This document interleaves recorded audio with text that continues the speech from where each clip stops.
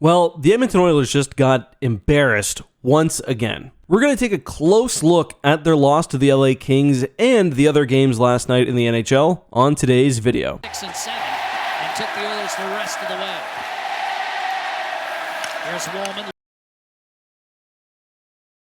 So this is just brutal for Edmonton hockey fans, as Kings faithful just threw salt in the wound. Down big in the third, Stuart Skinner is pulled for Pickard after letting in 5 goals on 28 shots. And while the Skin Dog is on the bench, Kings fans start giving him the business, getting the whole barn to chant, "We want Skinner." Kempe for Fiala, and he got rocked by Henrique. Byfield quick to the puck.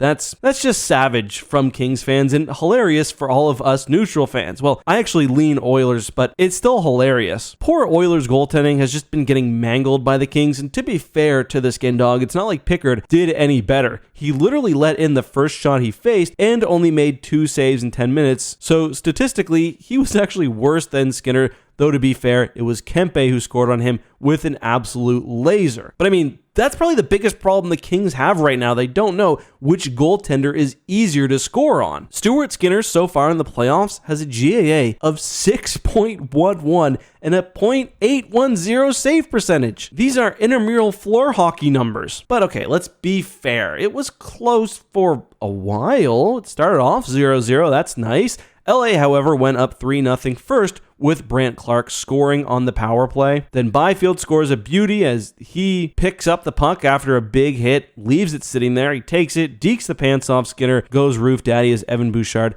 just sits there and lets it happen. Like, I play better defense than that in beer league, and baby, I can hardly skate backwards. And then Kuzi, once again, apparently only worth a third, scores again, making it 3-0 as he's just sitting in the doorstep to bang home the bank shot. He'd also pick up a helper later to grab another 2 points, putting him to 5 in his first 2 playoff games. You love to see it. The guy has been flourishing in LA. But like I said, things got close as Draisaitl gets one, tipping in the Klinberg shot, getting them on board, and then Arvidsson brings them within 1 just 4 minutes into the third as he tips in his own goal, this time off a shot from Kulak. All of a sudden, it's a 1-goal game. Looks like Edmonton's got them right where they want them, prepped for another big comeback, but no. The curse of the Korean harmonica ladies strikes again. The Kings still have Adrian Kempe, who's the hottest man in the NHL, and after a couple Oilers show no want at all to play the puck, Kopitar goes in, steals it, and sets up Kempe alone,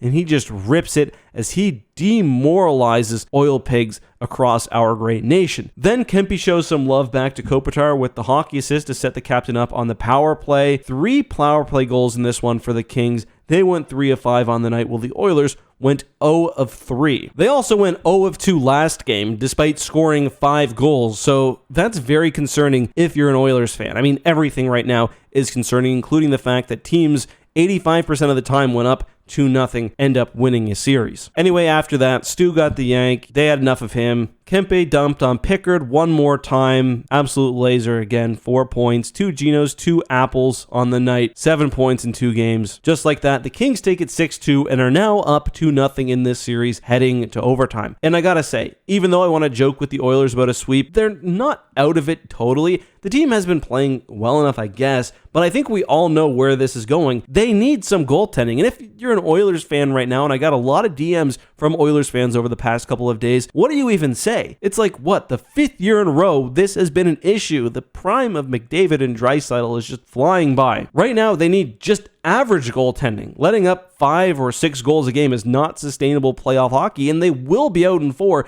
if that keeps happening. But where do they go? At least for this year, it's pretty gruesome. I've lost faith in Skinner. I said in a prior video, I don't think they can win a cup with him between the pipes, but Pickard in his limited display also has not been garnering much faith. And I know everything's not always Skinner's fault in the sense that the Kings are running a fast offense. They're crashing the net, creating screens, be it their own players or using the Oilers, but I think they need to bench him for a game. Give Pickard the start and see what you got from him. Take Skinner out of direct fire for the Oilers. Give him a chance to get game 1 in Edmonton. Honestly, I am really starting to regret my pick of them in the playoff bracket. I did have the Oilers over the Kings in 7, which, I mean, I guess is still potentially on track for, but this one easily could be an X for me. Brandon, the little rabbit, pesky fella, he picked the Kings, and I can just hear his cheers from the South Shore. It'll be tough for Edmonton to make the comeback, but never count a team out when they've got the best player in the world in McJesus we trust. Next, we're going to take a visit to Colorado for Game 3 of the Avs and Stars, and boy, this was another tense one, but let's cut that tension with a lovely knife, because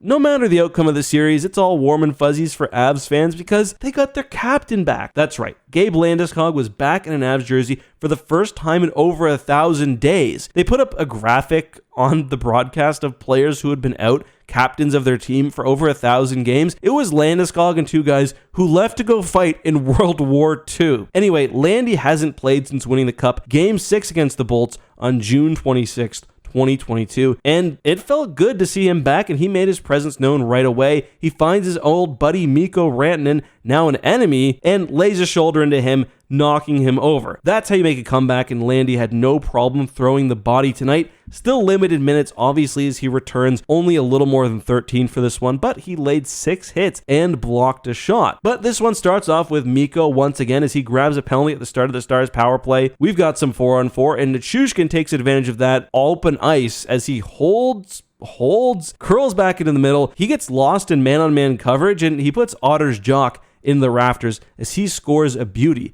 That gives the Avs the 1-0 lead, but Dallas gets back on the PP, and greasy old Jamie Benn gets a dirty redirection from the slot to beat Blackwood, and we're tied. Shout out to both goalies in this one, both making the saves to keep their team locked into a 1-1 game, which would need OT. But I mean, especially Otter, he made some clutch ones for the Stars when the Avs went on a long power play. Totally could have let in a heartbreaker, and it wouldn't have been his fault, but he held strong. I will say, for the Avs, a lot of fans were not happy with the play of their Stars. I agree. I thought McKinnon and Makar both had bad games, and in OT, it would be Mikko's revenge. 5 minutes in, and Mikko steals it from the Avs back line, hits the bank pass to Marchman, and goes for a line change. Marchman, however, takes it over, finds Tyler Seguin trailing late and driving to the net, and smacks it in as Dallas takes it 2-1 in OT. I mean, this is massive. They've now grabbed the series 2-1. I thought after game 1 that Dallas was completely outclassed here. I actually changed my bracket pick, but, you know, here we go. The Stars are back in the driver's seat, and it's time to see how Colorado answers. I did initially take the Stars in 7. I changed my pick. You had one day to do so on NHL.com. Kind of regretting it. Mackenzie Blackwood had another great game. Oilers take note.